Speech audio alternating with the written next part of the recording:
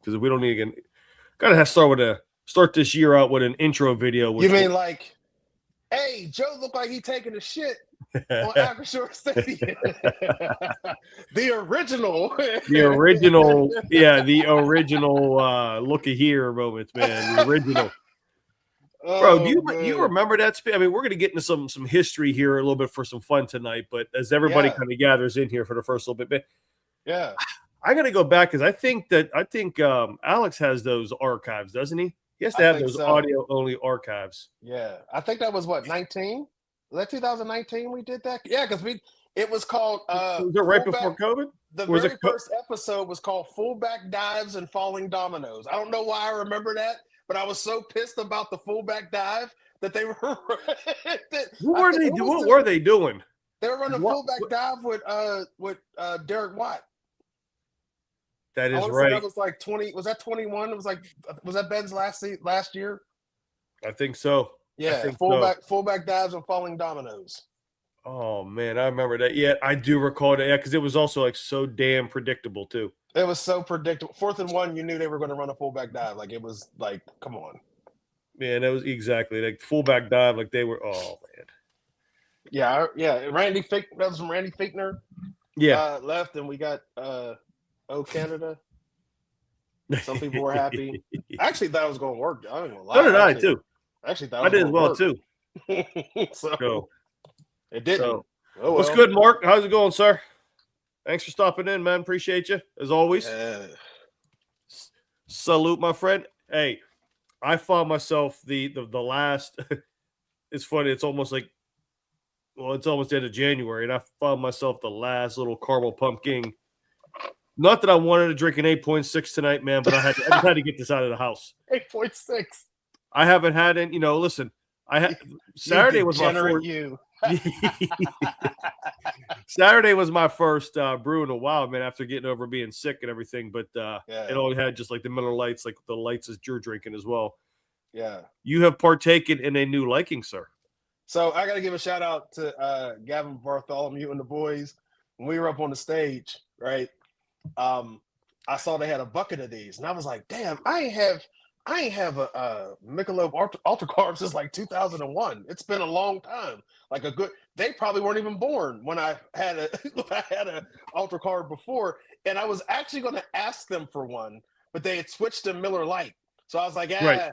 I was like, I'm going to ask them. I was actually going to ask them for an Ultra Carb, and I was going to do a beer review right on cue. But they finished them. So, but they were crushing them. Yeah, but then I had one when we after the thing and said, you know what, this is way better than any IC Light. Anything, I'll take an Ultra Carb over a IC Light Mango, IC Light whatever they got, any IC Light Liquid, Bush, Bud Light, all that, they can kick rocks. Yes, sir. IC Light anything. Yeah, shout out to our boy Craig. What up, Craig? Yeah, Mark, we're going to give a little shout out to our boy here for a minute. Actually, you know what? So before we get into this, man, as you know, Yinzer y'all said that's a golf beer, bro. Bro, you are right. That is definitely a golf beer, man. So you can at least hit the ball for a little bit. I could probably drink a case of these. I'm not even lying. Like it's 4.2. I mean, I'm not going to try, but I definitely this first one went down in like 2.3 minutes. Listen, it's good stuff. So hey, listen.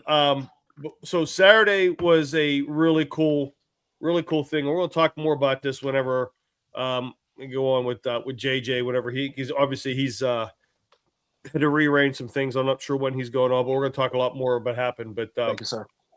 We had an absolute fantastic time with JJ Kitchen.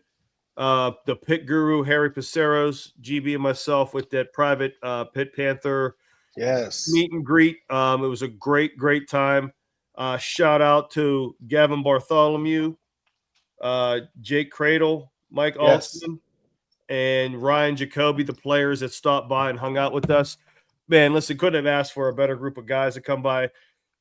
Listen, humble guys, really easy to talk to. It kind of set right up. It was really good to see the fans interact with them. It's great to see someone like Gavin Bartholomew come back from Minnesota to sit there and be with us. We had over 70 people show up, which isn't bad for the first turnout. And I can tell you that the interest is growing. So when we do the second one, it's only going to get better. GB, what did you think about Saturday, man? It was a blast. Well, first of all, I want to give a shout out to Big GB. We established that he is Big GB, and I guess you can just call me Uncle GB because I'm approaching 50. So you just call me Unc, and that's Big GB, right? But man, all in all, first of all, it was an awesome event. I didn't think I was going to make it, and plans had changed. And very last minute, I was able to make it. So I didn't go out of the country. I actually stayed. I didn't really know what to expect, to be quite honest with you. I didn't know what, I was like, hey, what are we doing? As a matter of fact, when we talked the day before, he's like, no, we're not recording or anything. And I was like, wait, but it's live. He's like, no, it's live. I really didn't understand, but long story long, absolute great energy. The Pitt fan base is awesome. They're tremendous. I had a lot of fun talking to a lot of the Pitt fan base over the time. My man, Icy Light Mango season, who I mess with all the time because of his choice in beer. Man. He stopped by, and it was so funny because you and I were having a conversation with him, and I didn't even know who he was because I came in late to the conversation. Like 5 minutes later, I was like, wait a minute, what's your name?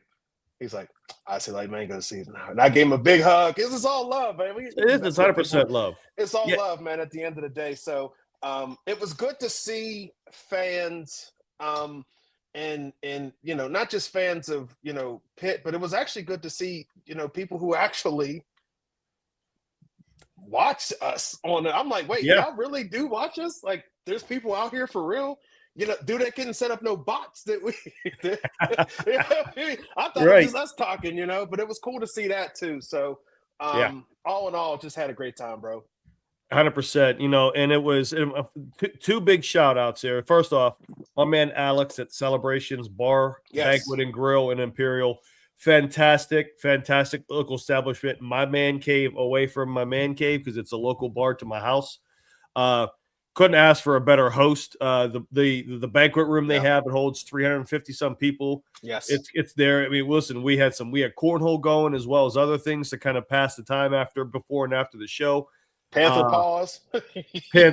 Shout out to the Panther paw drink, which was fantastic. A nice little light mixed drink to get it started, like the little blue and the yellow. I like how you put the lemon in there for the yellow. It made it actually a really, really good and refreshing drink. Really good, yeah. And a special shout out to my boy Craig Barton. Craig, for the Beer We Go t-shirts. All comes in a lot of different colors, logo designs. You can see GB's rocking the Pitt enthused blue and gold. He's got, you know what? He's an Ohio. I love this shirt. He's an Ohio State fan, so he's got Ohio State colors. Obviously, he's going to rock the Steeler colors. Craig will be coming on into the Bird Cave here very soon to kind of give us the history of Beer We Go. And there's going to be some potential things that Bird Cave is going to be doing with Beer We Go. 2026 is going to be an absolute amazing year. So go to beerwego.com, grab yourself some T-shirts. There's some hats that I got one in the mail. I just ordered. They got mugs, some other things, and soon to order some Bird Caves merchandise on this. So we're going to be doing some cool things with my man Craig, who's actually a college buddy from RMU. So go get yourself some Beer We Go shirt. And remember, also go to millions.co and get yourself some Bird Cave merch. Damn it. Yeah. But it's all love, man. But yeah, Beer We Go, Celebrations, JJ Kitchen, Harry Paceros, the Pitt Guru, the Pitt family, the players we mentioned. Fantastic time. Cannot wait to do it again.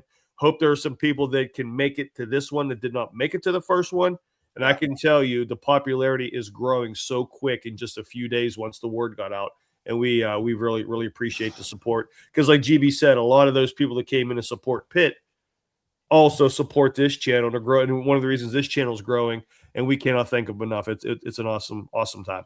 Did I hear right that you said people came from different states to come There was there? a couple people who drove in from out of state. Right, Bartholomew. I know he played for Yeah, Minnesota, but like other people actually came from other states to. From what I understand, like that's pretty awesome. They even came from like the Altoona area. So I think one was like Northern Virginia. No, I could be wrong, but I did hear some out of state. There's definitely a few Ohio people that came in, I believe. So yeah, man. So it was the other side of the city as well too. Like even all the way out towards Greensburg and awesome. and up north Newcastle, things like that. So man, they pulled a lot in, and like I said, JJ did a hell of a job. So how about this coaching search that's throwing to the Yinzers in a tizzy? Since when does interviewing mean hired? Right? They're just talking, people. They're just talking to some people, and I think everyone. It's almost like I think the excitement is creating the over anxious to where it's like the littlest move, and their panties are getting a bunch, especially with Mike McCarthy. Mike McCarthy is not, in my opinion, a serious contender unless he is like an OC. I just don't see the Rooneys making that move, but I just think it's one of those ones that's a due process. And I can also see Omar Khan, since he's a buddy. And GB, I'm gonna let you explain the article that you found with some connecting the dots with Omar Khan and Mike McCarthy. I believe Omar Khan, because he's still young in his GM tenure. This is his first coaching hire.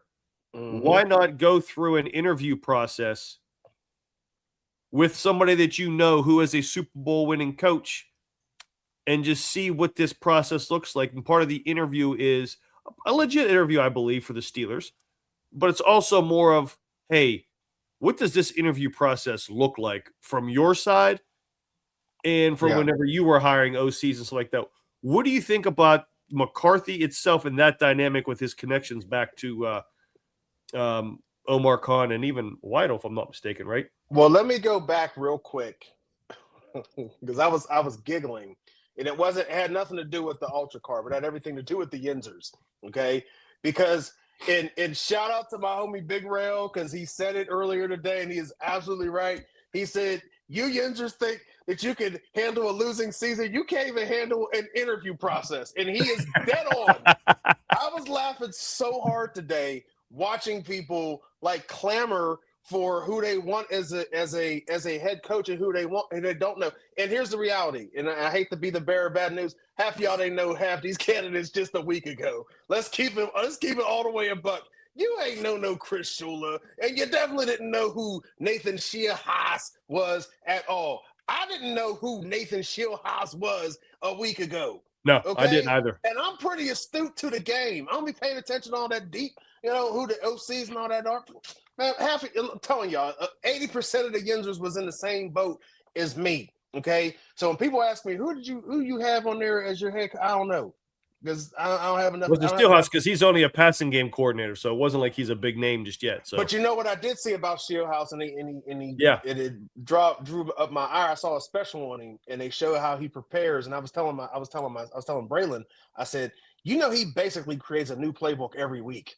Like literally creates a new book, because it's a new strategy based on what the team is doing, right? They use their own verbiage, but he makes the different wrinkles and everything to make it, if you're going against a cover one, he got, all right, we're going to make sure we're going to have man beaters in this one, and they'll switch.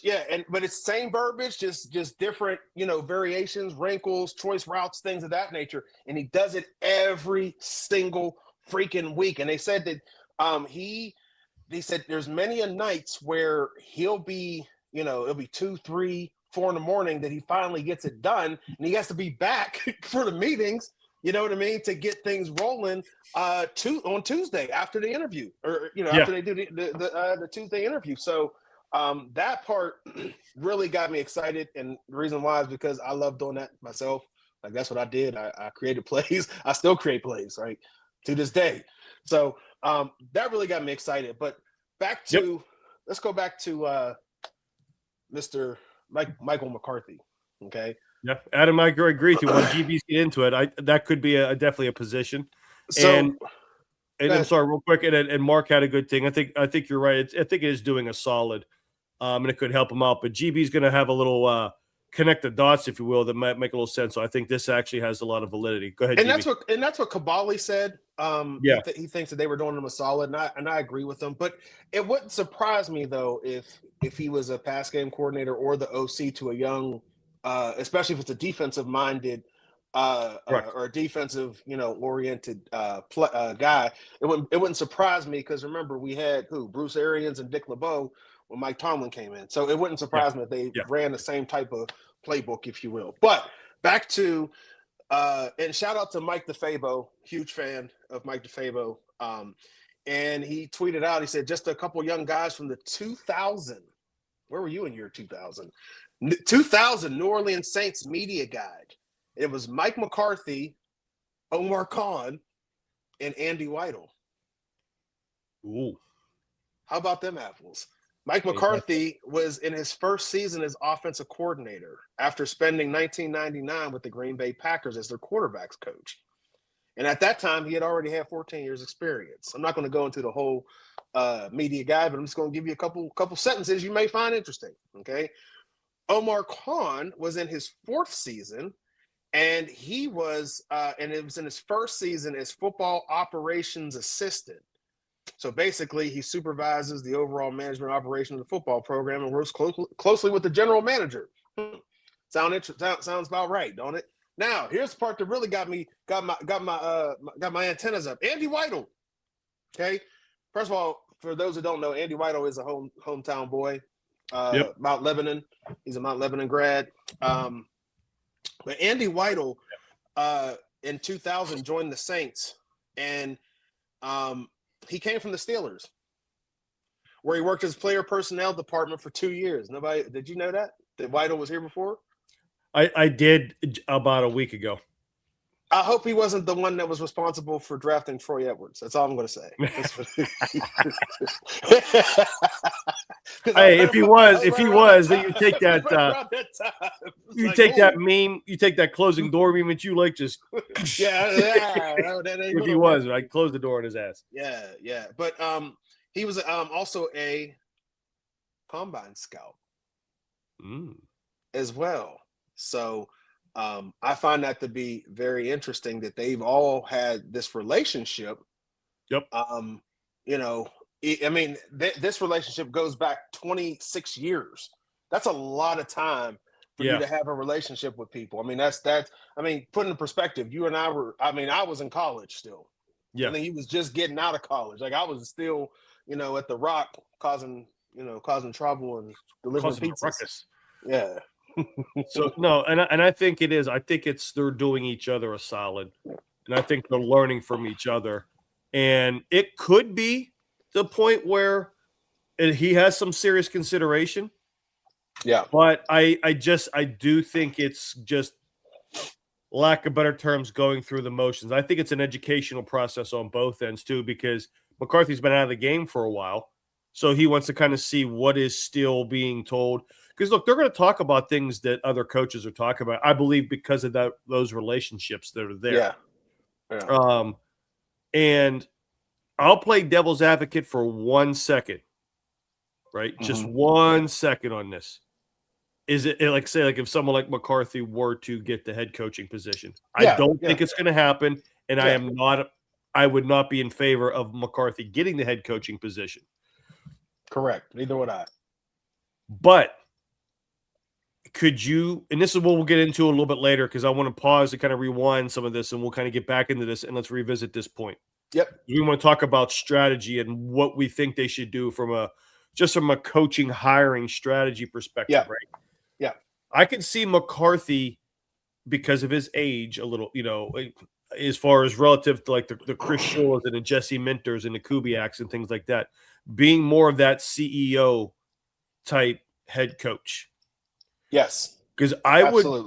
What if you had Mike McCarthy and you still had Steelhaas and you brought in another strong D coordinator, even if it's a Flores, I don't think Flores would come here as a lateral move, but if there was some other strong DC, yeah, right? Would that be such a bad thing? I don't know if it would or would not.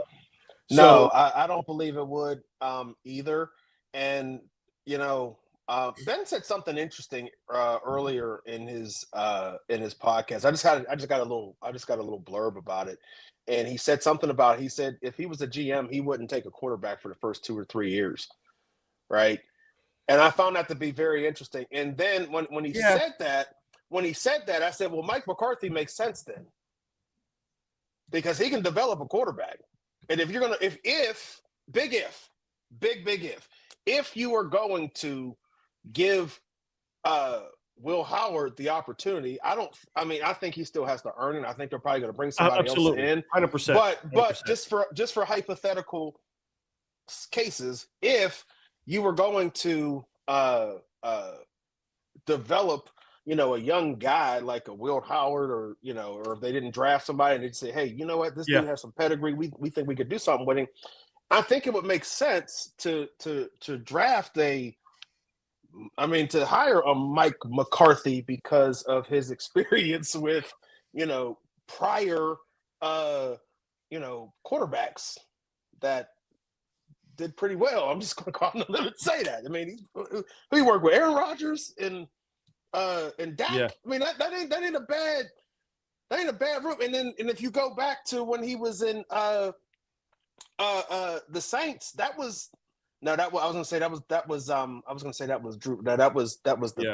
Chargers. I don't know who they had at that point. Besides Ricky Williams, who was on the team? Who was on their team in 2000? Nobody. Ricky Williams. I think that's when Ditka traded the whole damn draft for him. Something. So, y'all, this is exactly what I'm talking about. This could be the glass half full version of having someone like McCarthy on staff as your head coach. Again, I don't think it's going to happen. But if it is, we got to kind of look at that. And Anthony, I posted your comment up here as well. I'm going to bring that back up later on. I don't know if it's foolish, but I do. It could be something that is a stretch, because I think there's a reason that they wanted to bring those guys in together, and obviously they're still playing. So they requested, I believe, Steelhouse first, and then Shula came on, and there's been some strings tied to Shula and the Steelers for a couple years. But the only point I would think of foolishness, where you may have a point, Anthony, is obviously two guys leaving at the same time off McVay's tree, though. We'll see. I guess my question would be, would either one of them leave as a lateral move? And I don't think that would be the case. Well, I think we get one, but we wouldn't get the other. Yeah. Well, if I'm not mistaken, Shula, I don't think we get Shieldhouse. I just don't. So, Steelhouse, but if I'm get another job, he might HBC somewhere else. I think he's their passing game coordinator, because McVay is the play caller. So I think passing game corner to OC is a promotion, but some could see that as a lateral move. But I'm not sure, unless he is allowed to call the plays. He may come up with it and present him, and then McVay calls him. We don't know that one, though. So it might be a lateral move and pay Dudek.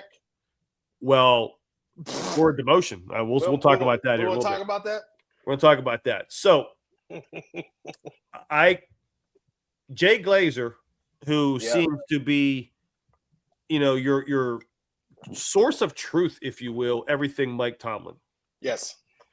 And I want you to comment on this, and then I want to get into we'll bring it into our 2007 stuff and some of our strategies. But he came out today, and first off, I don't believe this in a sense too, because I started to believe him, but then I didn't believe him once he dropped aging defense comment, because obviously that's not true. Aging defense is not true. It's like 4 guys.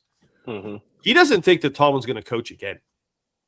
Mm-hmm. He said when he's done, they say Tomlin is done, mm-hmm.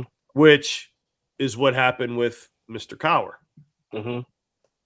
Coming from someone like Jay Glazer, and I'll be curious to see if everybody else in the chat feels the same way. Do you really feel Tomlin is done?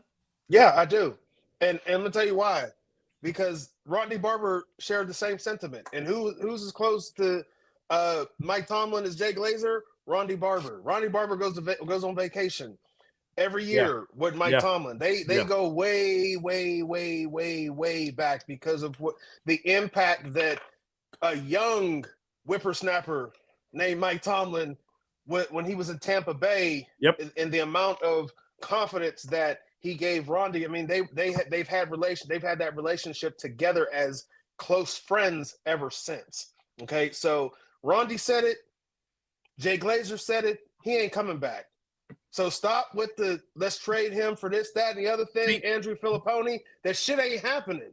I don't care. Like, stop with the clickbait. Stop being master clickbaiters. He's done. It's a wrap. You guys got your wish. Let's move on. Yeah, and I'm sorry. Listen, part of me understands, and you want the draft compensation in 2027, sure, or maybe even 2028, depending on it. I get it, but this is where GB. I know we're on the same wavelength on this, and there could be some people here on the same wavelength. Same wavelength as this. This is where I detach myself from some fans, because when you say number two, whenever something comes out that says Mike Tomlin doesn't want to coach again, it's probably, burnt out, be with family, do other things in his life. He's 53, so he's young, but he still has some other things to do in his life. All you care about is draft capital. To hell with that man. You want him to leave his family again. Yeah. Go back in the NFL just so we can get a draft pick. That's where a lot of fans lose me. Though I understand the fan in a sense, because listen, they're Steeler fans first, and they want to better their team. But man, I can't co-sign if he's done, he's done. I wish him nothing but the best, because he deserves it, and he's going to ride off on the sunset, and good for him. Did you see the look on his face when he was watching his daughter do the floor exercises? He looked comfortable. He getting that GB look, that Benjamin Buttons looking better as he got older. Like, I swear he dropped 10 years since he was gone, bro. Like, that type of peace that you have as a man, and I'm sure that us middle-aged men, we can agree that all we really want in life is our peace, right? That's what happiness, I want to live. Bro. Happiness. Peace, happiness. That's all I want. I want nothing else, right? And he 1,000% looked like he was 10 years younger. Yep. As a result of that, man. So good for him. Good for him. Correct. And fuck all these people, pardon my French, fuck all these people who tried to talk shit on him for the last 19 years. I said what I said. Yeah, you're 100% correct, man. I one of these days, I want to meet him and actually ask him, are you really that stupid, or you just go out there just to get people to talk? If it's just to get people to talk and make fun of you, job well done, sir.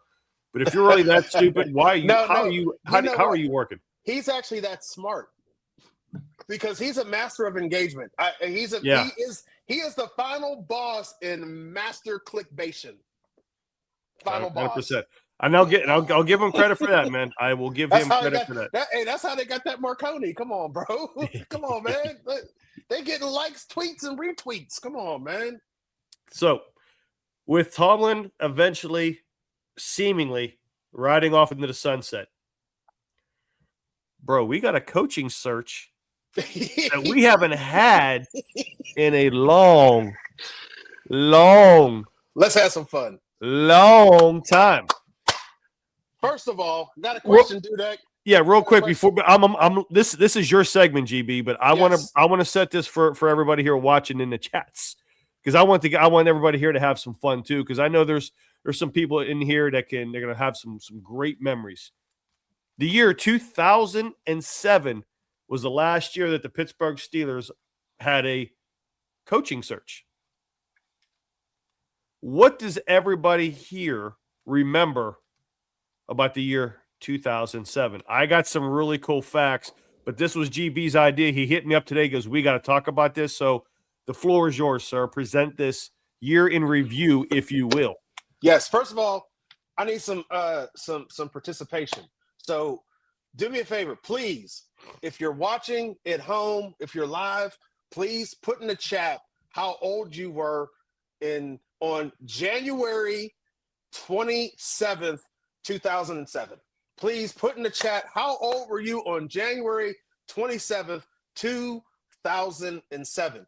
And the reason why I'm asking that is because that was the day that they had the press conference introducing Coach Mike Tomlin as the head coach of the Pittsburgh Steelers. He was actually hired on the 22nd of January, but the actual, like, this is the dude, this is him, because everybody had to look him up. Everybody's like, this is Rooney Rule guy, and all that. Like, I ain't forgot. Yeah. Rooney Rule. Yeah. The Rooney Rule coach. I ain't forgot. Okay. Right. So how old were you? He said, wow. Mark, 46, 47, man. Salute to you, sir. Salute, hey, Mark. Bro, that photo threw me off because I'm like, you was 46, 40. You look 46, 47 in the photo. So that threw me off. Adam was in junior high. Yeah. Listen, hey, I know. This is the crazy part because I promise you. Yep. I was going to say, I promise you that there are some people that were in diapers when he was hired, right? And you're absolutely right. There was no Twitter. It's going to bring me. Tomlin. The only people that knew Tomlin, and listen, I'm not going to toot my own horn, but the only reason I knew Tomlin was Tampa Bay. When you watch ball, we knew who he was from Tampa Bay. So, but Yinzer, about 85% plus of the Steeler Nation exactly agrees with you in a sense that they had no idea who he was. Hey. Mark Cunningham, 66. That's my favorite. That's one of my favorite numbers. That was my number in football. 66. Mark, you don't look a day over 36, man. Appreciate you again. Appreciate you, cheers, man. Seriously. 100%. You're a week away from 32nd birthday. Okay, Yinzer, y'all. Okay. All right, Jimmy, we got a few in here. I'm sure a couple more will be posting as they happen. But what are some of these facts that you want to bring up from 2007? So this is pretty crazy.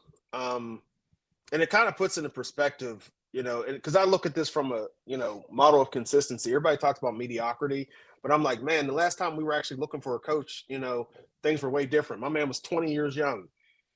That's crazy.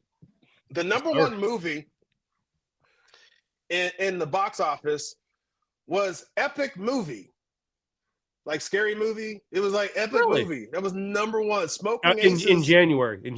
Yeah. It hit literally on the weekend of the 27th. It hit 18.6 million. Smoking Aces came in at number 2, which I did not see. 14.6. Night at the Museum. Yeah. Night at the Museum. Stomp the Yard. Now, I did see Stomp the Yard. Yes. Dreamgirls. I saw Dreamgirls. Did see that. Pursuit of Happiness. Did see that. But yeah, dude, that's a long freaking time. I'm going to tell you something. It wasn't in January, but that's the year Spider-Man 3 with Tobey Maguire came out. Yes.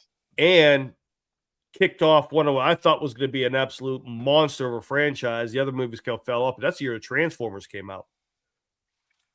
Because I was in Florida. Yeah. I was living in Florida that time. But Transformers came out in 2007. But go ahead. Continue, sir. The number one song in the week of January 27th, 2007 was To the Left, To the Left. Irreplaceable by Beyonce. Holy shit. And number 2 was Umbrella. Wait, hold on, time out. Alicia Keys was in Smoking Aces, and I didn't see that. I'm gonna watch Smoking Aces tonight.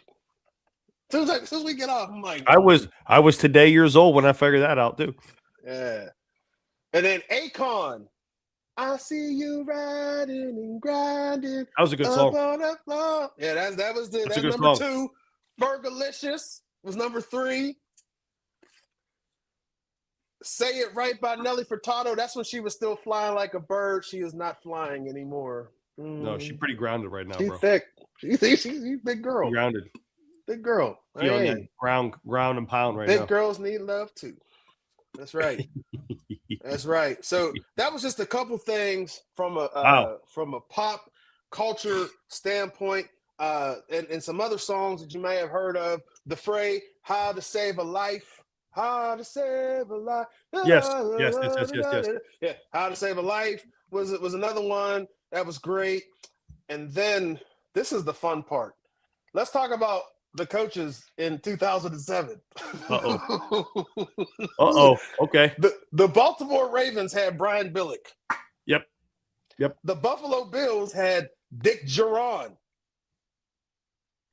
Let that one marinate. Wow. See, I'm gonna put some of the obscure ones. Cleveland Browns, Romeo Crennel. Lord have mercy. Good. Hey, Crennel's a great DC though. He was. Good DC. And then you had some people that you knew, like the Colts had Dungy still. Kubiak was still at the Texans, Go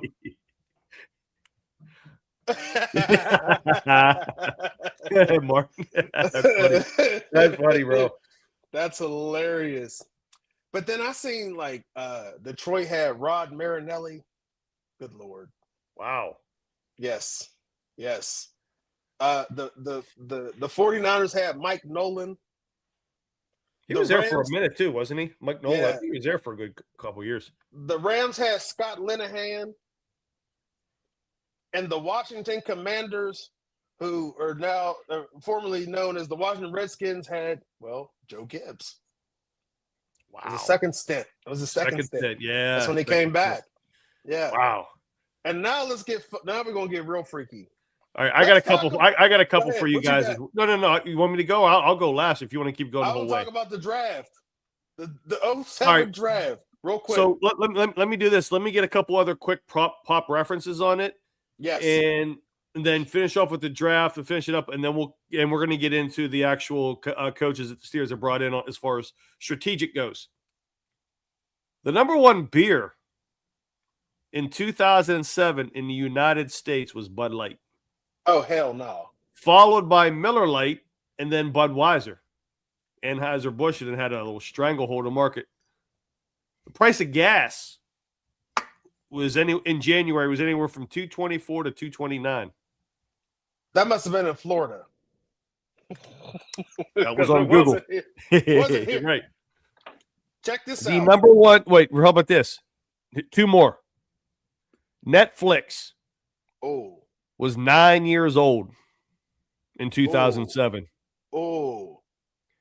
And this one's going to hit everybody hard.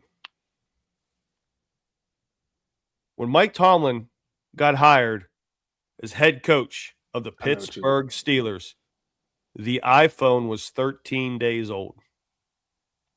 Damn.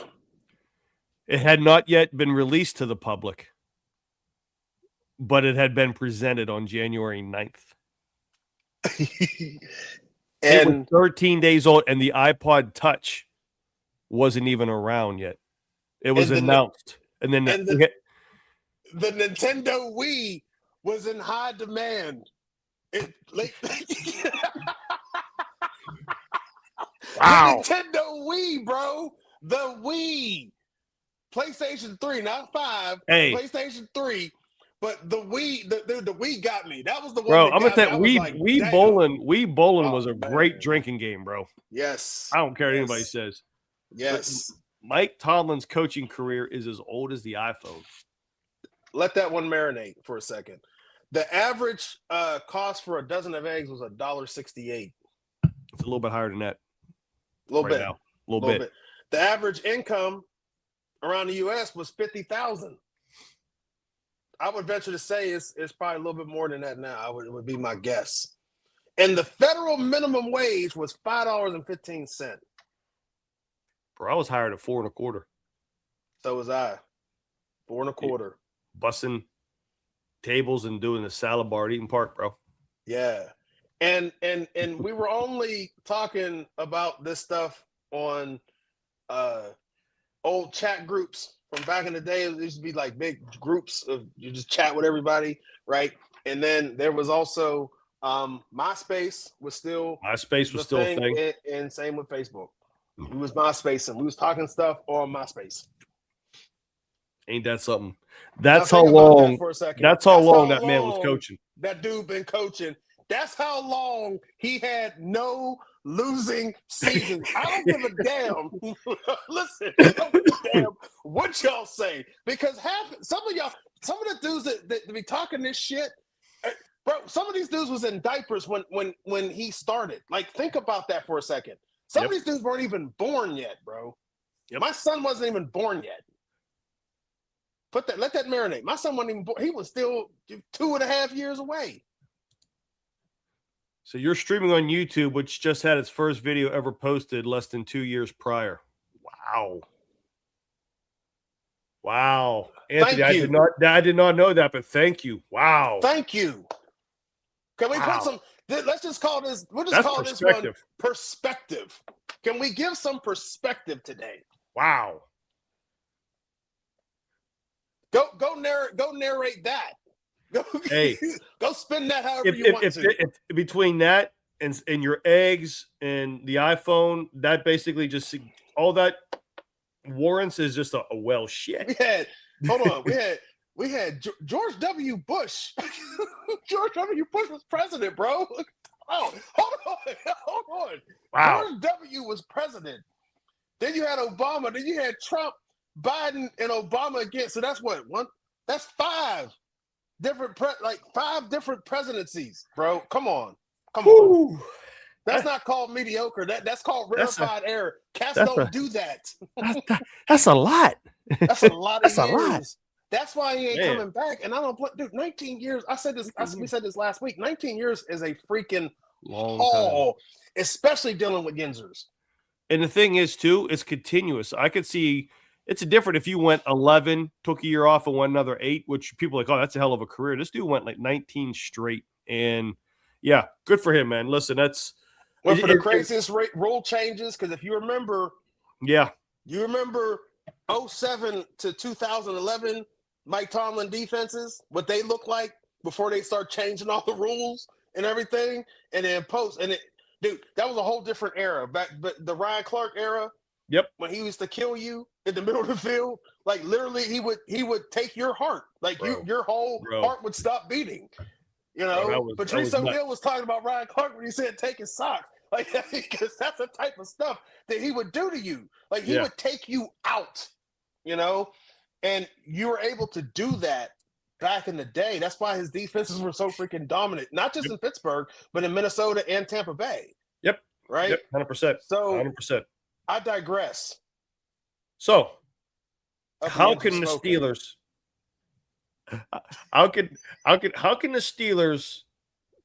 in everyone's opinion here, let's just look at strategy wise. And I want to break a few things down for everybody, and let's just kind of use this as a basis to start this conversation, and then I want to finish up with the thoughts on last night's national championship game before we get out of here. Oh, yes. So, in my opinion, when you're looking at bringing in a head coach, when you have a team in a league that's in a salary cap, I think you have to keep, if you want to do it smartly, you want to look at, and the Rooneys are all about trying to win every year, which I do admire about them, and at least that commitment. It has been a shortfall in certain areas, maybe, but I like that they're doing that. So with that in mind, what coach do you bring in that can actually play with most, not all, but most of the talent that is on this team right now? And in another episode here, in the very near future, GB, we're gonna get into like the free agents, and the roster implications that we could look at. They have look at that. So, but do you want to weigh in on just a quick strategy, and then I have a couple things to go over before we really get into the meats of this here. Yeah. Okay, so just looking at the candidates that have been across the board, the most intriguing for me is the Chris Shula, Shieldhouse dynamic. Because, well, first of all, I'm a huge, I wanted to create 13 personnel T-shirts.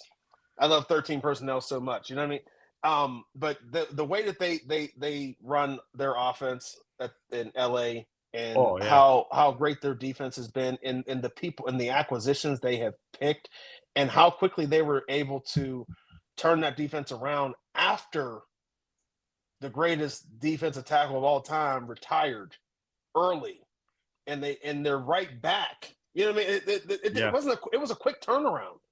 You know, for them to do that, like I got to give them a whole lot of credit for that. So if you're going to go in, in this NFL era, I feel like you want to go with younger. You want to go with creativity. You want to go with some new ideas, some fresh perspective, if you will. And I hope that Art Rooney, I hope that he takes into account those type of things. Like if I'm being honest, like when I heard Anthony Weaver, I was like, that's right on brand for you know what I mean? That's right on brand on what the Steelers do. You know, he was the first person to get the second interview, and then they brought in, Flores is getting the second interview, and so you got a couple dudes that honestly, like I didn't even think that initially. I didn't think Flores was even going to be. I mean, I guess I thought, but for me, I just wasn't. I don't know, I just wasn't. He wasn't on my mind as the next Steelers head coach. And I actually thought that the heads would explode like scanners if they hired another melanated dude back to back anyway. So it wouldn't matter. Yeah, maybe certain ones will like that.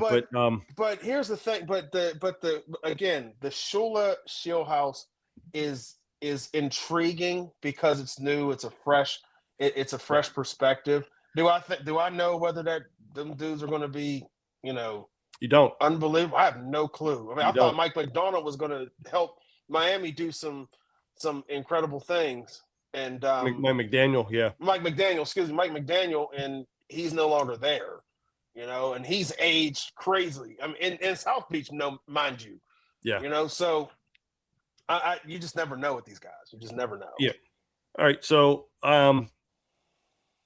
real quick. So when you're talking about a coach who's more specialized right now, everybody, right? And GB will be right back here. But when you're talking about a coach that is more offensive minded, look at like someone like Andy Reid. Andy Reid is having the success because he has Patrick Mahomes, but also because he has Spags running the defense. And you're going to look, and if you want to flip that around, any good defensive-minded head coach would need a strong offensive mind, almost like a co-head coach. So with that in mind, someone like Brian Flores, I think, would be a good candidate if he is accompanied by a strong OC. Someone like Clay Kubiak from San Francisco, I think, would be a really good candidate if he's accompanied by a strong defensive coordinator that can get a lot out of the current players. You can't just start trading everybody away like it's Madden, right? You can't. You have cap ramifications. I saw a tweet out there right now. Let's say like Clint Kubiak comes here, right? An offensive-minded coach, which is what people want, and I understand why. You bring a good DC in here that can get the most and build the defense around the 4 edge rushers that they have and the front 7. Then you got these 3 young studs up front. Whether Cam's here or not, I don't think you can count on Cam being back. But if he is back for his last year, then it's just a bonus because the man is still playing at all-pro level.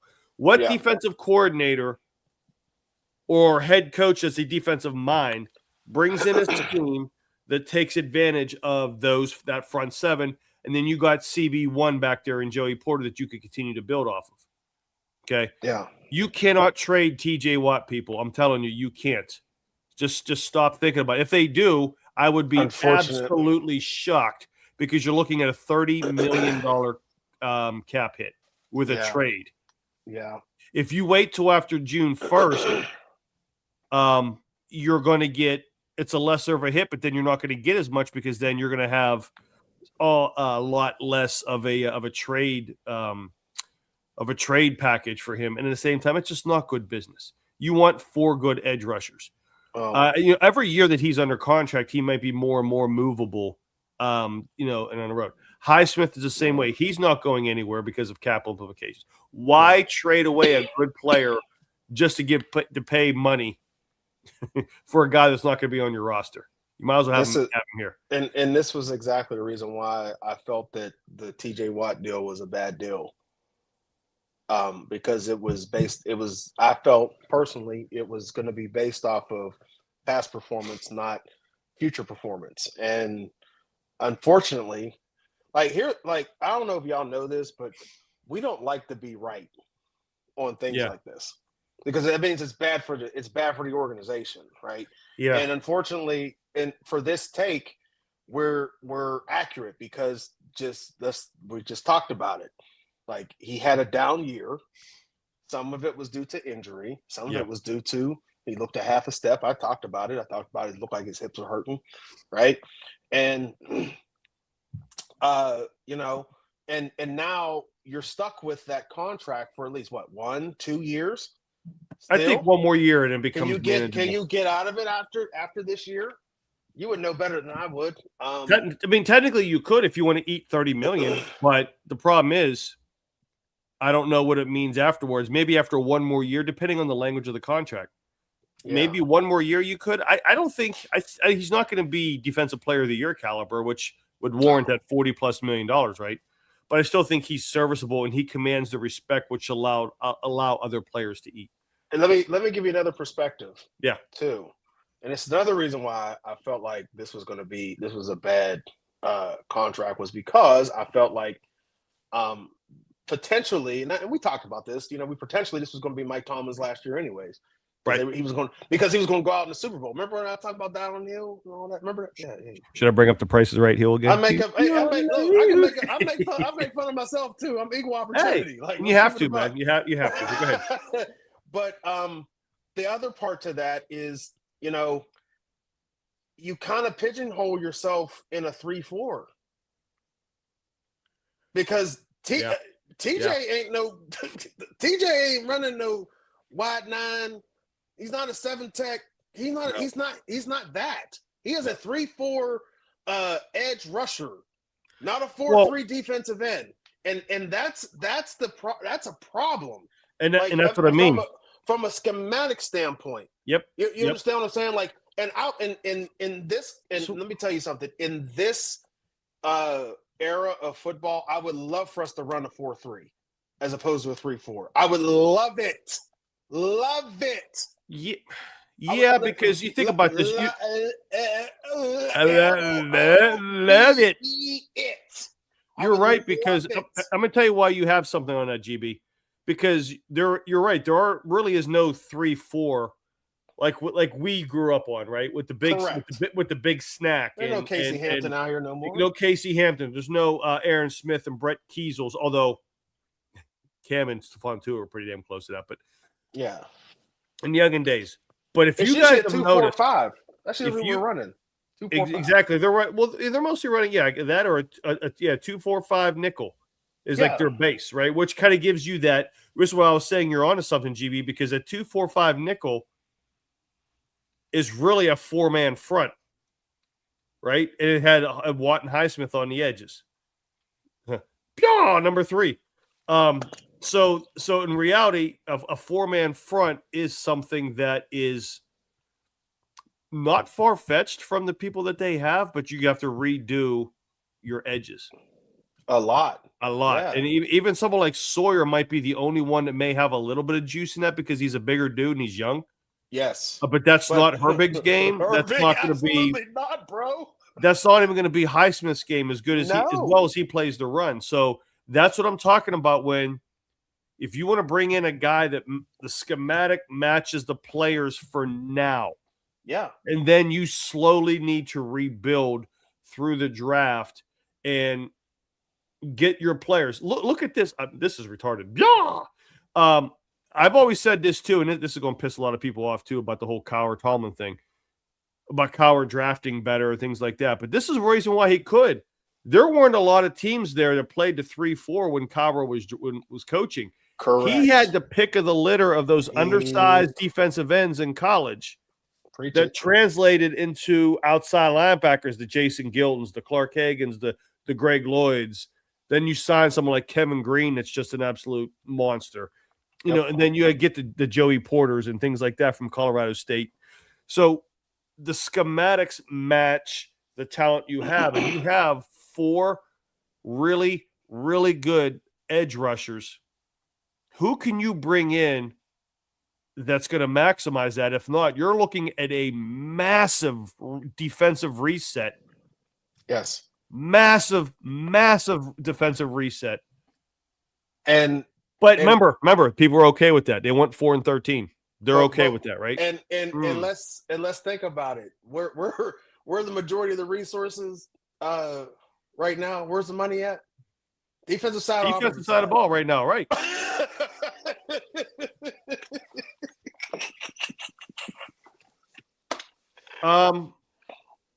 You know what, Derpy 502 first.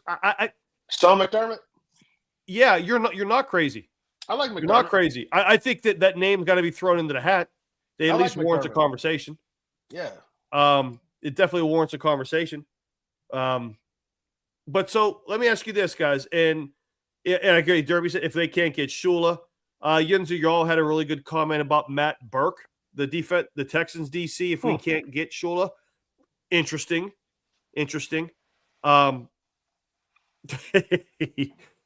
Big Rail. Goddamn, I'm late. What up, big dog? What up, big dog? Hey, man, appreciate you hopping in there, man. Much love to you. I saw your tweet earlier, man. Hope everything is well. Everything is healthy. The little one's healthy. Listen, I think though, if Shula's the man, yeah, he's a DC. Yep. And Steelhaas is your guy. I think you need to do. I think you need to do that. I think if you have to go Chris Shula, you have to search. If Steelhouse doesn't come, then you really need to see what is Shula's plan for an OC. And I hate to say it, you're going to have to see what would take advantage of someone like Will Howard for now. For now, not forever. For now, if you want to be competitive. I wish I was a reporter, Dudek, because I would ask, what is your budget for your head coach, your OC, and your DC? Because that tells us a lot about how this thing gonna play out. And I have a feeling, I just me talking, like when I see Anthony Weaver's name on there, I'm like, wait a minute, are you trying to get a discount on your head coach, bro? What were you doing? Like, for real? Because nobody was looking at Anthony Weaver, and not in my opinion, at least. And this is no shade against Anthony Weaver, but I'm just saying, like, that don't even sound right. But whatever. No, it doesn't. What do I know, right? But he could be killing it like Tomlin did 20 years ago. You know what I mean? In his interview, we have no freaking idea at the end of the day, right? No, we don't. But it would not surprise me if we went, frugal with said, like, you get the head and then we dealing with these OCs and DCs that I think make less than wide receiver coaches in the NFL. Listen, if the Roonies are going to do things differently, that's what they need to do. They need, I think, the natural progression. I hope so. They've already settled on the GMs. Right, so we're status quo with the GMs with Omar and Andy Weidel. And I said this last week.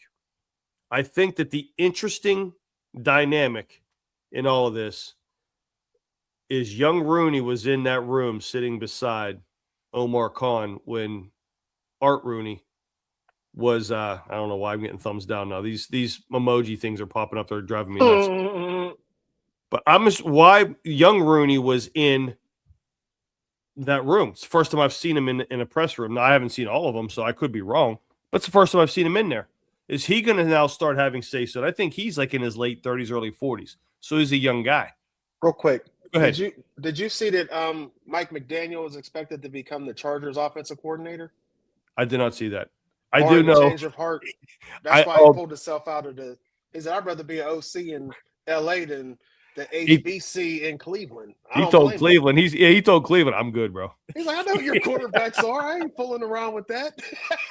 You trying to kill me out in these streets? Listen, and this is no knock on Shedeur or anything, but like if I was a head coaching candidate, I would and I knew I could do my thing as an OC like a Mike McDaniel is. I would hold my cards for a better situation than going to freaking Cleveland. I would not ever. Cleveland and the Jets is like where careers go to die. I'm not interested. Detroit used to be like that. They ain't like that anymore. Listen, but those two teams, man. Oh no. I'm sorry. It's like I don't want any part of Shedeur Sanders as a head coach, man. I wish nothing but luck, except for two times a year for Shedeur.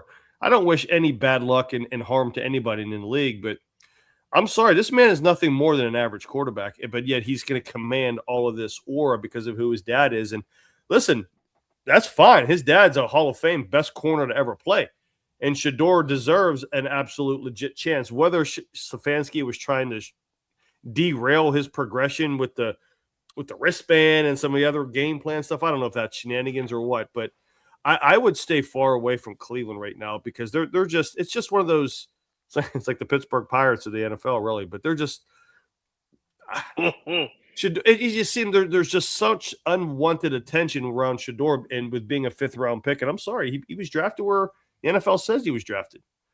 And then you look at the charts because numbers don't lie.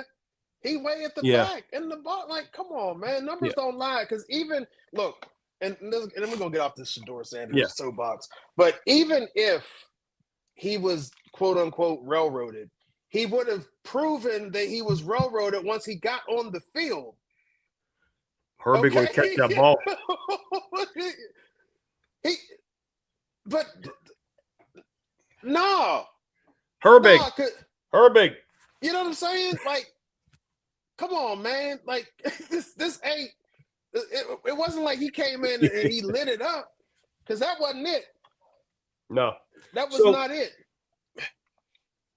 No, not at all. And, Derpy, I see your comment on here about TJ. I think you came on right as we were addressing TJ's contract. And you're right. Production doesn't match the $47 million, but it's a huge, huge cap hit if you trade TJ away. I just don't think it's smart business. It might be that way next year. I'm not saying the Steelers won't do it. You're looking at a minimum of a $30 million dead cap hit if TJ is traded, and it's not good business. And I don't know if there's NFL rules and contractual rules if somebody would agree to eat the entire contract or just take it over. I don't know if that's something you can do. I think it has to do when you trade them when it hits the team's books and things of that nature, because you're still looking at the large signing bonus that still needs to be paid out. Even though the money is in his bag, if you will, the Steelers are on the books for at least another 2 years, I believe, for that. So I just don't think it's smart business-wise to trade TJ, though I understand people thinking trade a star like a la Herschel Walker, try to get the most of return. I just don't think you're even going to get a first-round pick or nothing for him, so you might as well just hold on to him. Big Rail, I would love for Antoine Randall to be here, but when his brother told me, because his brother's my neighbor, when he told me that he wasn't even considering to be the OC when Canada got hired because he was making more money as a wide receivers coach than the OC, listen, he ain't coming here because he already know. We already know how they pay. Unless that changes, man. Rooney out here. Pockets. Here's the thing about the Rooneys, okay? The Rooneys aren't cheap. I want to make this clear, all right? The Rooneys are asset rich, but they're cash poor.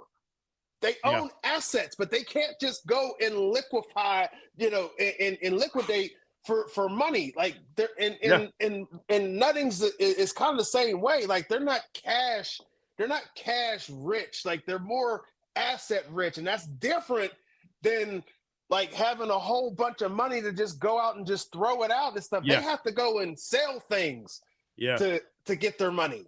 Yep. Okay, that's just a quick business 101. Hey, Derby, listen, when we get into the draft, man, listen, Caleb Downs would be an absolute monster on any team, but especially in his defenses. Again, let's see when the defensive coordinator is brought in or if it's Shula or something like that, and we can start talking about players, but you are 100% correct, Derby. Caleb Downs would be an absolute monster. Listen, There's 12 picks. The draft is no matter who the let's pause right here real quick for a second. Yes. The draft is in Pittsburgh. Yes. If you look at I'm telling you right now, the Steelers, no matter who the coach is, I have they're going to make a move on draft day because the draft is in their backyard. Last year, the Green Bay Packers finally, I feel like I should be like The Rock here for a minute, finally took a wide receiver in the first round when the draft was in their hometown. Right? I think the Steelers are going to make a big draft day move with the 12 picks. And by the way, yes, Big Rail, we're going to get into that in a minute.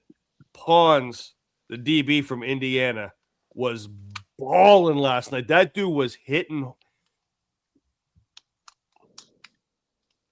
Bring him.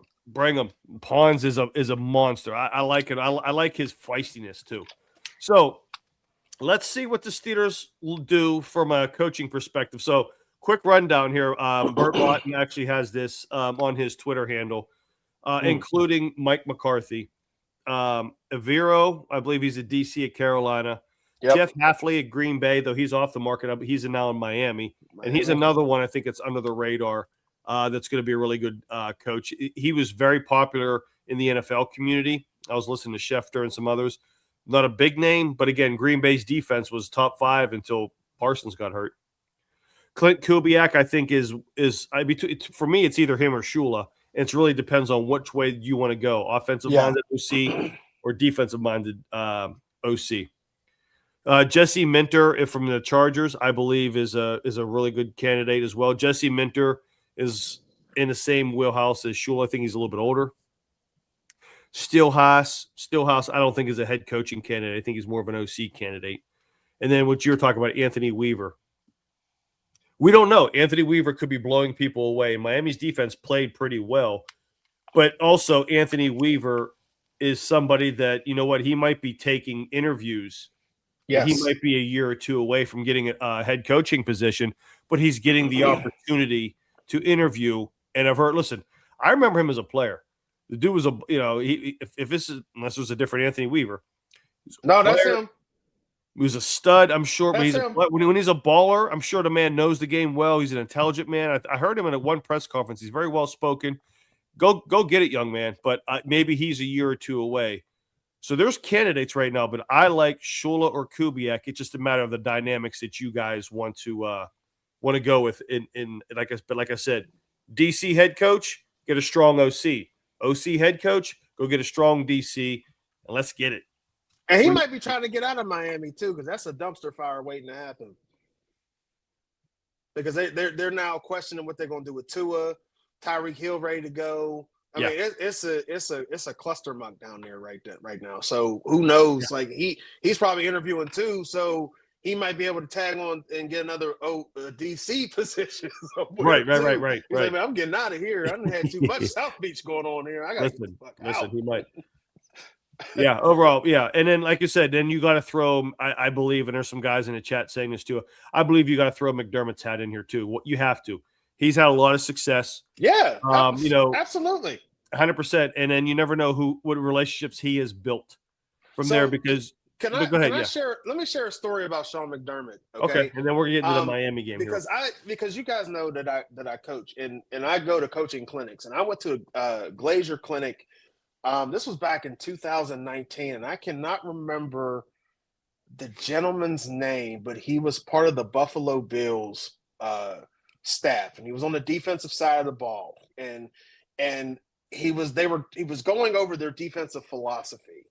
And if you really pay attention, they are ball hawks and they are looking to take the ball. Like they want to be, and this was early. I want to say this was Josh Allen's going into his second year, like that first year. You remember he'd go like 7 for 19 for 88 yards and, like that first year. What did they do? So they were going into that second year. So it might've been 18, maybe, but 18 or 19. At any rate, I remember listening to this guy and I was like, oh my gosh, they're going to be good in a year. Like they're going to turn this thing all the way around because I was even ready to play for this dude. Like, I was like, let's freaking go right now. Like, where do I sign? I was so excited about, and so I know, my point is that I know that Sean McDermott is a culture guy. He's really big on buy-in, just like Mike Tomlin is.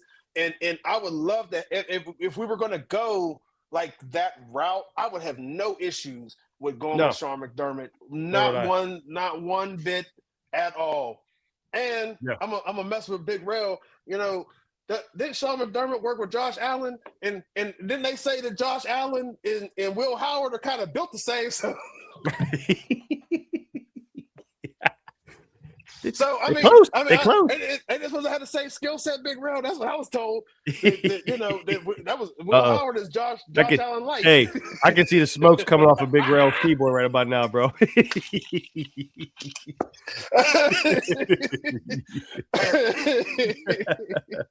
Hey, you know what? Exactly. Hey, listen, I'm not saying he's the guy. I'm not saying he's not the guy. Talk about Howard. So, and Big Rail, I want to say this too. Is you made a very, very good point about this. Is you don't trust the Ohio State quarterbacks, and I 150% agree with you. But is he really an Ohio State quarterback? He was there 1 year. Maybe. I don't know. We'll see. Listen, quarterback is still incomplete right now, so we'll talk about that. We'll talk about that as we get along with the draft. And yeah, I mean, Gruden, you're right, Big Rail. Gruden brought out, there was just some subtle things, and we'll get into it more about as we get further in the draft, and we start talk about the roster and what moves they can and cannot make. He did lose his job as a freshman at Kansas State, but he preserved. He won to still help win a conference championship there, and then he won a conference championship in the Big Ten and national title. I'm more interested in seeing quarterbacks perform after adversity when they get their jobs taken away. They got to go through adversity. And do you ever notice, though, too, majority of the quarterbacks in the NFL that are successful have like 500 records in college? I was going to say, there's very few quarterbacks that go 25-2, blowing people out of the water that go in, other than Joe Burrow. Yes. But even then, he had to transfer from Ohio State because he got benched and couldn't beat out. What's his name? Who's no longer with us? Haskins. Dwayne Haskins. Right? But he got beat up by Dwayne Haskins. And but also he was throwing to Justin Jefferson and Jamar Chase. God dog, bro. I mean, geez, man. Now. I mean, that's like, ridiculous. How do you have the top two wide receivers in the NFL on your team at the same time? On your team at the same damn time. I mean, but you know what though? But you know what though? Here's the other part. You know, you to the point about adversity. You know, I think, dude, like you're onto something, because let's talk about Fernando Mendoza Cal. I remember Pitt beating his ass last year. Things can change. Like things can change with the right system and the right coach. Like and Cignetti is showing, you know, this as an example. Like you don't need, first of all, he's proving that a lot of these people who are quote unquote ranking don't have a freaking clue on what they're even looking at. As far as a player. But furthermore, it shows that, you know, if you're with the right system and with the right and they know how to take your skill set and what you do and like back shoulder throws, like, and we're gonna keep that going. The back shoulder throw. Listen, that's something I guarantee that Cal wasn't doing. You know, so Big Rail, man. Listen, I know you lost. Bro, you're not slow, man. I understand exactly what you're saying, man. He did lose his job. You know, that's why he left KSU. And they actually talked about that with Gruden, how they brought this one guy in, and he said, you know what, he's better for this team and what they were running, but he still stayed there, and then he transferred. Again, I'm not saying he is the guy. I'm not saying he's not the basket. Guy. I'll tell you that. I ain't putting all my eggs. I said I ain't putting all my eggs in the Will Howard basket. I'm gonna put an egg or two in there. I'm gonna put an egg or two in there, but I'm not putting them all in. Right. Out of the 18, I'm gonna put one or two eggs in there. I'm gonna put 1 or 2 eggs in there. Maybe hey, listen. Speaking of Mendoza, let's finish this up here and let's get out of here for now. Speaking of Mendoza, holy hell, what a game! Jesus. Much respect to Miami. It was a great game. And as GB and I have said many times, Beck is just not that dude. No. He's not that dude. He proved it. And he proved it. Mendoza seemingly is that dude, but I think the Raiders could also ruin him too. Yeah.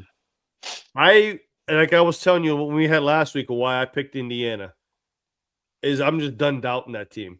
The greatest turnaround, and maybe in sports history, and definitely in collegiate sports history, was Curt Cignetti and the Indiana Hoosiers. Somebody posted on the Twitters a picture.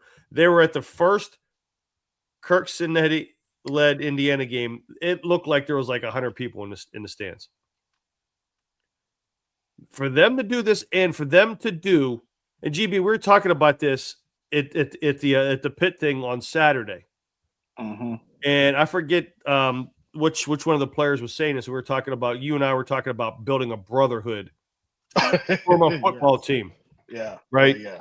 And hey, GB and I got shot down by the Pitt players on this too. It's like, listen, it's about the money. The hell with the brotherhood. They said it's all transactional. It's all transactional. And you know what they said? I was like, well, shit. And you know what? Honestly, and he's right. But there's also still something to be said about the brotherhood, and I think that's what Indiana football was about. Because they got a lot of transfers that came in, but those were a lot of the JMU guys. Yes. Those were a lot of other guys that came in that were still playing together. This is just the first time they played together in an Indiana uniform. Yes. So there was still a cohesion with 0 5-stars, and I think 3 or 4 4-stars. That's it. Yeah.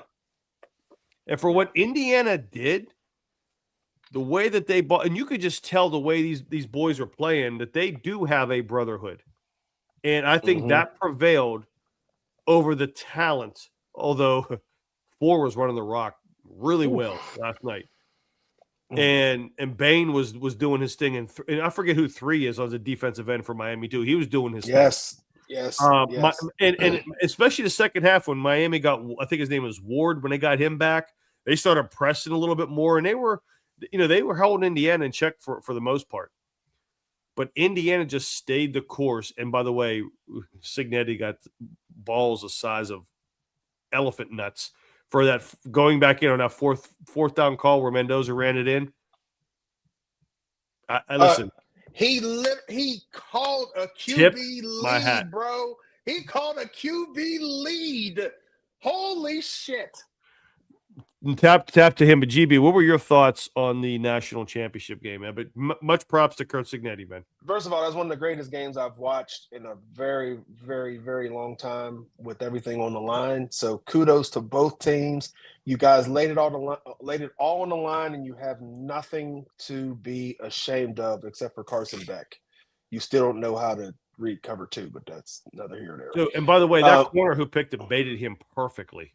Squeezed him, bro. It was a perfect squeeze. Let that guy run right past him. Yep. Squeezed it. That is the definition of got him. Because and the reason why they squeeze that, I'm gonna give y'all a quick lesson. The reason why they squeeze it like that is because they really want everything in front of them, so that way they can make the tackle and make the play. We teach this all day at. He took that underneath cover. Shout out to PA Elite. We teach that all day. Shout out to PA Elite. Y'all, bro, the way 22 just fell back and took the underneath away because the safety was coming over it. He baited. Beck was like, "Oh, I got him." No, you don't. No, you don't. And if you looked, that guy, he had the. If you look at his measurables, like he had the avatar look. Yeah. And that's exactly what you need in that type of defense, man. Yep. You know, he had the length, he had that JPJ length I talk about all the time. That avatar, that wingspan is serious, man. So shout out to them. But man, let me give my flowers to Mendoza, because I'm gonna be real with you. I was like, man, this dude, I don't really believe it. Miami about to eat his ass up, and they're in Miami. So I was like, nah, they about to whoop it. They about to take him to the woodshed. He about to get exposed. Nope. And it was that QB lead. They got me. I was like, oh, and the Mox, and I said it was moxie, grit, determination. Yeah. And those are the ingredients that you need to be in that moment and winning and seizing the moment. And I would 1,000% draft that dude because he has those, he has the intangibles. He has the neck up. He has a good arm and all that. And that back shoulder throw is such a problem, but he has the neck up ability, as Coach Tomlin says. That's right? why the University of Pittsburgh needs to quit screwing around and go get Shanahan as the head coach. Stop playing. Mike, Stop playing. And give Mason that OC and Shanahan so he can develop in the Come on, Money Mike. Come on home. Man, come home, sir. Come on home, sir. Hey, yeah, man. I'm beyond impressed with Mendoza because, again, watching him last year, again, he's with Cal, which is not Indiana, and Pitt did a number on him, the last year. I was very surprised. I really thought that Indiana kept the door ajar for Miami when they had that ball 2nd and 1, and that All-American tight end had that false start to make it 2nd and 5, and then they ran 2 runs in a row and they couldn't get the first down. They had 2nd and 1, and they had to kick the field goal. I'm like, this is poetic. This is like it's setting up for the Miami Hurricanes to do it at home. 28-27. I'm like, man, what? Because sometimes the football gods are just they're funny. And you have a guy that's an All-American tackle in Indiana. Indiana is known for composure. They're known for just very stoic about their business and just doing what they do. And then they screwed it up. But then they also gave the ball to Beck, and then, is what it is.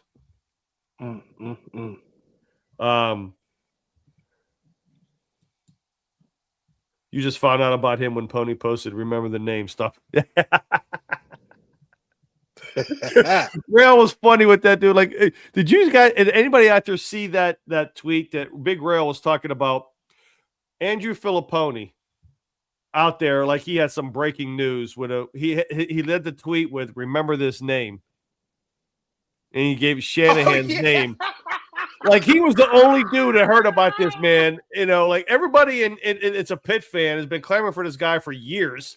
And Pony was like, remember this name. I'm like, bro, we was talking about Mike Shanahan on Saturday. Where was you at? Yeah. Like, we've been talking about Mike Shanahan. Where you been? Fuck out of here, Pony. You Syracuse ass. Syracuse orange head. Look at like exactly. By the way, I put on Twitter today because I was watching the live for a second, and dude, somebody tell Chris Muller to put a fedora on or a hat. Like I put a hat on because my head big as shit, right? And he got that bald popcorn kernel. He's out here looking like the Great Gazoo from the Flintstones, bro. Bro, somebody put a helmet on that guy. Like for real. He's the Mark Kelso of the fan. Bro, man, like somebody do something. Like I'll be more than happy to find him a 21. By the way, on his dome, bro, because I got a big dome too. I ain't gonna, but I cover that thing up because I already know what it is. You know what I'm saying? This dude it's glistening on the live, bro. How do you? Be glistening all over his body. How does your forehead like just be out here just glowing, bro? Come on, somebody hook up Mosey, man. Somebody help him out. Yeah, just the lighting or something. Jesus. Oh man, but look, man. These dudes. Y'all can go run tell that too. I give 0 Fs, bro. Run tell that. Yeah, and then they're out there talking about like the old defense and things like that. Like, dude, you guys work in sports. Old defense is like 4 players, bro. Yeah. So Jesus. Anyways, listen, man, this was fun. Yes.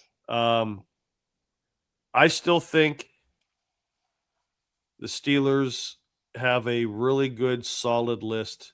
It does kind of seem like Shula's their guy, but for the Yinzers that are in here, we appreciate everybody that's stopping in. But listen, if they interview somebody, that's all they're doing is interviewing. Interviewing does not mean they're signing a 12-year contract here. Let this play out. And if anything,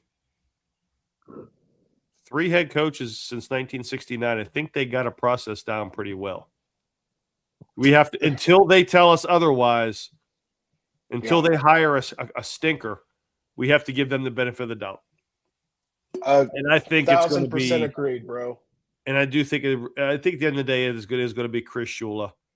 Although you never know what's going to happen. Kubiak's a different thing, but we're going to really see how much of a say-so Omar Khan and Andy White will have, and how much of a different philosophy they want to go with. And like I said before, let's see what they do and who they hire based on the talent that's in the room for the next few years contractually. Yes, because they I will tell you this, there are going to be some players that they may trade and get rid of, because you don't do that when you have 12 draft picks. You got a lot of room. You got a lot of room to make to make some moves. But as GB and Mr. Wonderful and Jay Brown said last week, the cupboard is not bare. The cupboard is pretty damn full based on these last 3 drafts. Yes, absolutely. 70% hit rate on these last 3 drafts. They're not as far away as people think they are. That's correct. They're far. People are going to doom and gloom on them because they don't have a quarterback, which is true.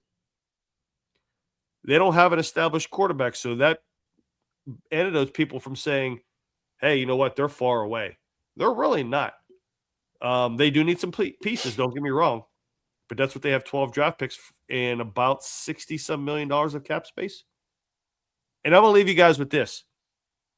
One thing because next week when we start talking, I think GB and I we're going to start getting into let's look at the rosters next week. Contractual, like who can we foresee the Steelers making moves off of? And the one name that's very interesting, and it is a definite dependency on who they hire, is Jalen Ramsey. Yep. $19.5 million cap hit. Oh boy. If you were to cut Patrick Rams, Big Rel said Patrick Queen, but if you cut Jalen Ramsey with a $19.5 million cap hit next year, guess how much dead money you have? 0.0. Free 99.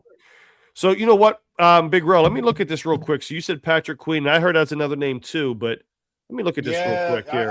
I heard the same, and that wouldn't surprise me one bit if they because he's in his last year of his contract too. Here's the other part. How many cats want to come back without Mike Tomlin? Yikes. Ooh. Patrick Queen, you know what? Because they came because of you know what, Big Rel, that's actually very manageable. If you cut him pre-June 1, which would be like right at the beginning of the season, off season, you are going to save. Shit, I lost it. Here it goes. You're going to save about $13.3 million. Your dead cap is about 3.8. So you're looking at about $10 million of cap room. So 10 and 19 is 29. Quick math. There's 30 million right there. We got a lot.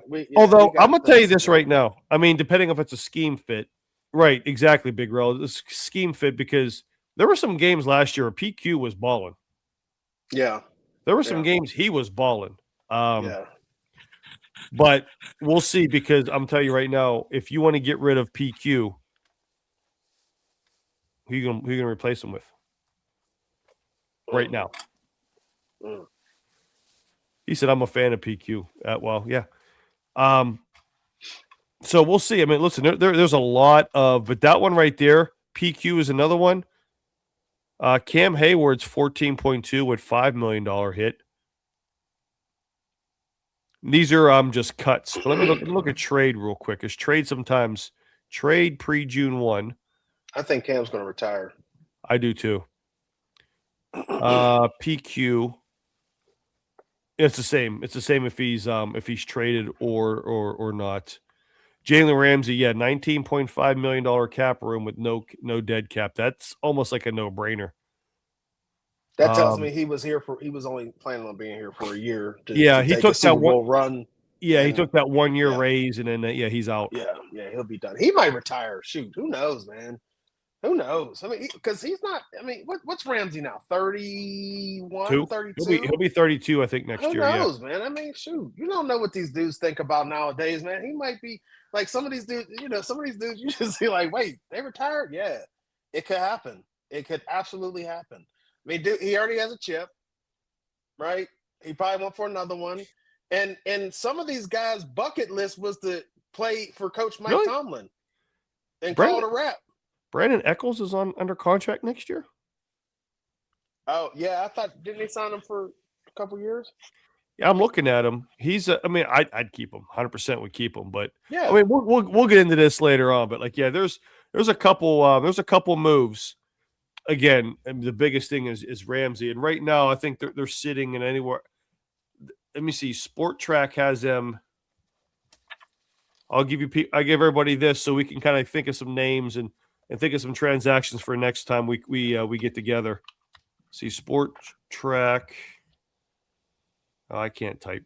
Sport Track's a really cool website. One of the few that I actually trust for like cap issues. Yeah. And cap tracking, if you will. Let's see, NFL, Steelers. They're sitting at about $48 million of cap room. 48. That's their top 51 cap space right now. You could completely reload. And you think about that, you add $20 million to that by getting rid of Ramsey. Yeah. Listen, I would like Ramsey because he played well at safety, but if that $20 million could be spent a lot of good ways. So in the very, very, very back of my mind, I could completely see Art Rooney picking McCarthy. And it's only because this dude doesn't believe in rebuilds.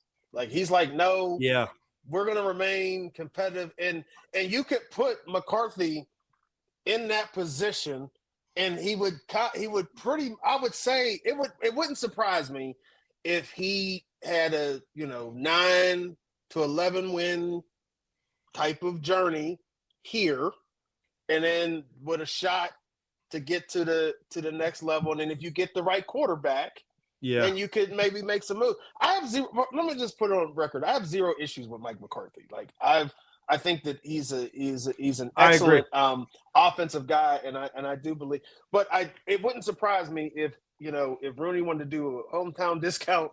I joked about that, but I'm kind of serious. With him paying him for Manny sandwiches instead of real money, and or Tesaros. He's from Bloomfield, so he might want to hit that Tesaros up. But no, it wouldn't surprise me if he ended up being on the staff. Okay, offensive assistant or offensive, assistant head coach. Coming in as, especially if they're going to take a young dude who this is his first rodeo. They're going to bring some people around him, and that might end up being the reason why they interviewed him to begin with, saying, "Hey, would you be open if we didn't take you? Would you be open to said position?" Because I think they do that too. I really do. I think they it's more than just the head coach. There's no spots too. It's a legit consideration. It just people want the young up and coming head coach. So I understand why they're apprehensive about McCarthy. I am the same boat. He would not be my first, second, or third choice, but there is a legit possibility. So we'll see. And two quick things before we wrap up. Yinzer, y'all, I think this is a great point, and you're 100% correct. This is also why, and these national pundits fail to say this. This is why they had paid so much for their defense, because they had a lot of money, a lot of the offense, locked up on rookie contracts. Yes. So you can tip the scales that way, because you had a lot of impact players on offense. Maybe it didn't perform as well, but you had a lot of those guys. And you think about it, DK, Aaron Rodgers, and Suamalu were the only players on offense that I'm aware of, and Gainwell, but he was like a rookie contract, right? Yeah. That were not on rookie deals, that had significant impact. And then later on in the year, you added MVS and Thielen, which were like 1-year deals that they weren't very large. So that's why you had a lot of that money allocated to the defense. And I think that's something that could continue. And what you're talking about, Yinzer, y'all, is I think you're right. You can actually offset some of these, some of your cap, and you might be able to go after a big name free agent or two because you're going to have impact rookies. So we'll see. But they've done that the last 3 years right now by a 70% clip of impactful players. And I'm even including Bruner, who is a special teams guy. That's an impactful. He's making plays. Yes. He's on the roster. Yes. And then you had like significant players at the low point of Spencer Anderson, and then everybody up from that are making significant impacts. Yeah. So 100% right. And I'm going to leave it. This is kind of funny. I do this too. You want to talk about Dumb and Dumber? Oh my gosh. Have you seen Mark Madden lately? No. He's lost. Do you know actually he frequents the celebrations once in a while? Because Alex always asks me, "Hey, you want to come here and hang out with Mark Madden?" I'm like, I want to be like that dude on Friday. Like, no. Oh, I would 1,000% go hang out with Mark Madden. I heard he's actually a good dude when the mics are off. He actually is a good, like, he's not. He plays that. I mean, he plays that wrestling heel, right? Yeah, he plays that wrestling heel is what he does, right? He's a great contributor to the North Hill School District. I can tell you that, like their sports programs and stuff. Yeah. As a matter of fact, if I'm not mistaken, he actually has a scholarship for North Hill students in honor of his mother, too. So, that's good shit. Yeah. So yeah, we'll see, but good stuff. Yeah, no salary cap on coaching staffs. Yeah, they're paying Tomlin. Yeah, I mean, exactly. The coaches don't count against the cap. That's the only dude Art Rooney trusted. Exactly. Look, exactly. Listen. Art wasn't going to let that dude go. He's like, man, you can stay here as long as you need to, because we're staying competitive and whatever. And he was surprised that Mike was like, all right, I'm out. I actually thought that Art and Tomlin would go out together. Is what I thought.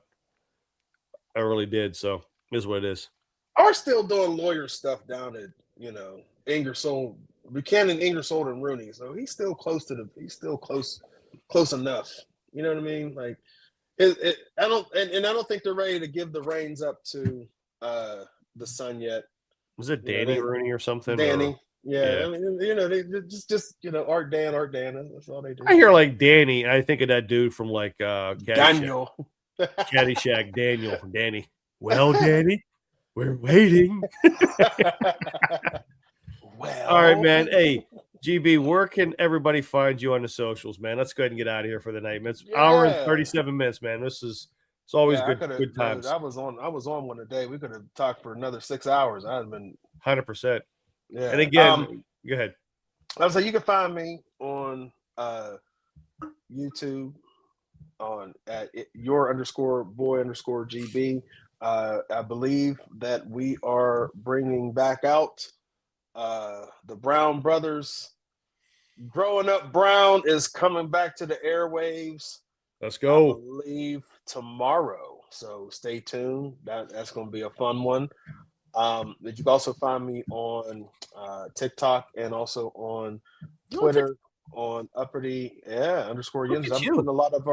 I'm putting a lot of our little reels on the TikToks.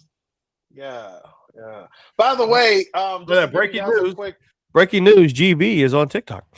Yes. By the way, I can't make the brisket yet because the Atmore Lopes wrestling team lost by 6 last week, so I cannot make the brisket yet because they did not earn the brisket. So we might have to just move that to something else. I might have to just say, "Hey, football team, let's make some brisket." You must earn. You gotta earn the meats. You gotta earn the brisket, boy. You gotta earn the meats. Yeah, I gotta get one on soon. It's been too long. I gotta grab. I gotta go get me another one. I did one not too long ago. It was great. I gotta get me another one. I love me some brisket. It's almost like the Thanksgiving turkey, bro, because it actually even provides great leftovers. It does. You can do a lot with it. Good sandwiches. But hey, listen, man. We appreciate everybody. Listen, like you said, if you like, subscribe to this YouTube channel, to Bird Caveman. Help us grow. Road to 1,000 subscribers this year. Help us get there so we can take this show to another level. We got some big things coming in there. Again, shout out to my man Craig Barton with the Beer We Go t-shirts, man. It was a very, very great to see him and help participate in the Pitt private live pod that was not recorded, but it was live. Trust me, it was live podcast we had there on Saturday. We're already putting together episode 2. It's going to be great with JJ Kitchen and with Harry Paceros, the pit guru, my man GB and I. And listen, we're also going to look at doing a bird cave one as well too. Probably more towards the spring, as I have some family obligations, some other work obligations, but the schedule will free up here in the spring. Let's hope to get everybody together, because it's not just going to be a pod; it's going to be an event, and we have some things cooking here with Alex and help sponsored by Beer We Go and my man Craig Burton. But listen, beerwego.com, grab yourself some t-shirts. Millions.co, grab some Bird Cave t-shirts. And what we trying to say is we ain't going nowhere, and you're gonna see a whole lot more of us on the YouTubes and the Twitters and the TikToks. So if you want the smoke, Yinzers, bring all the smoke. Like bring whatever. We don't care. Like we wanna engage with you. And maybe give you some education on how this thing called football works. We want to know a little bit something. We want to engage with everybody here, man. We want to keep building this Bird Cave community, this pit community, this community of the meats and the brews. That's right. Tell them that. Hey, Yinzer, y'all. It ain't no surprise that I've been with the same woman since 1997, bro. Come on, man. I've been married for 22 years in August. Hey, it ain't hit. It's the meats. I can say pause. Pause.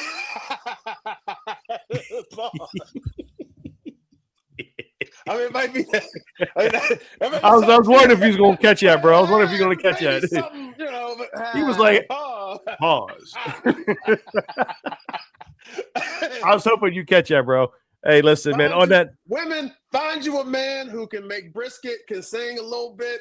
You know what I mean? Make you laugh, boy. That's a to death do you part combination right there. I don't know about the singing part, but I got you on the brisket, brother. I can sing.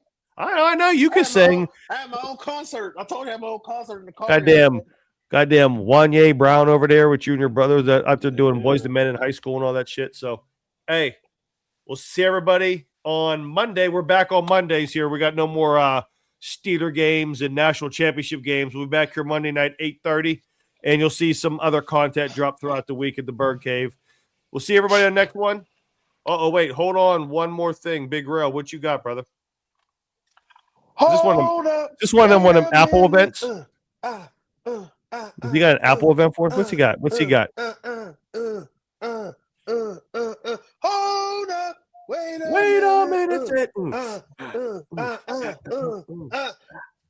I'm running out of breath, Rail. Come on, Rail. Type faster, sir. Type faster. He's like, damn. Get that exit real quick. Work them thumbs. Did y'all see Pat get on Dan with his BS? Who, McAfee? You talk about McAfee get on Dan? Dan what? No, I did not. Elaborate real quick, and we'll hang on for this one. Orlowski, or is it on the Twitters? I'm gonna go look this up real quick. Okay, he did. He's on the Twitters. Let me see here. Let me see. Pat McAfee. What'd he say? What'd he say? What'd he say? We have a lot of Friday references. If you never watched the movie Friday, there's a lot of Friday references. About his Allen favoritism. I did see that. Yeah. He does love him some Josh Allen. Oh, okay. Here it is. Pat McAfee cooked Dan Orlowski for his bias towards Josh Allen. I say Lamar stinks, and when Josh loses, I make excuses for Josh. So what I'm gonna do, it's like a 2-minute 19 clip. I'm not gonna play that here. I'm gonna go ahead and retweet this on the Twitters here. It's on. I found it on ML Football. So I'm gonna go ahead and retweet this, and I'm gonna watch this there. But Big Rel, thanks for bringing this up. This is probably gonna be comedy. There's so many national media out there that have favoritisms over one player or the other, and it's actually quite comical.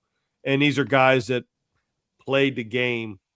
You know, whether it's Orlovsky or Ryan Clark does the same thing. I mean, it's a little bit of everything. But thanks for bringing it up. And I'm going to go ahead and retweet this for everybody else. If that can't find it, I'm going to do it right now. Let's see. I'm going to go ahead and repost. So I just reposted that so everybody can kind of go up and take a look at that. See, please don't make me drive up through West Virginia in February. See yous in the spring. Yinzo, y'all, if you're talking about the Pitt thing next swing, we're probably going to look at. I would definitely not do that, by the way. I hate driving through West Virginia. In North Carolina, I might be in. I got to drive to Charlotte. In about a month, so I'm about to hit you up, Yinzo, y'all. I'll be down. So no, Yinzo, y'all probably looking at the spring game or something around the Pitt spring game is where we're going to do something again with JJ and with Harry, and GB and I.